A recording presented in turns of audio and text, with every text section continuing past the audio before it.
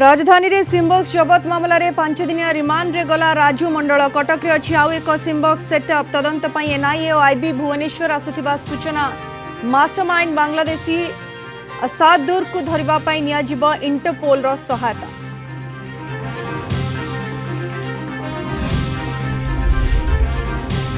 विधायक तारा बाहिनीपति विस्फोरक बयान कहले कांग्रेस रे गोड़ टणाटणी चली कहा सह कहार मत ठीक रहुनी दल रे सृष्टि होछि विभाजन सबु कांग्रेस कर्मी एकजुट हेबा दरकार।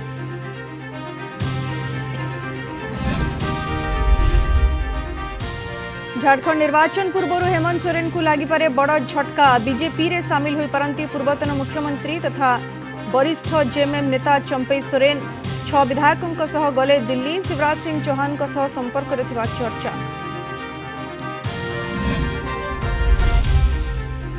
कोड़ियरु कमिबो वर्षा 22 रु पुणी बढ़िबो सक्रिय रही लघुचाप प्रबल वर्षा नहीं आगामी 24 घंटा 12 जिला को येलो वार्निंग 2 दिन प्रबल वर्षा पर कांभा हल्कार मध्यम धरणर वर्षा संभावना एजाए राज्य में 11% नियंटिया वर्षा रेकर्ड।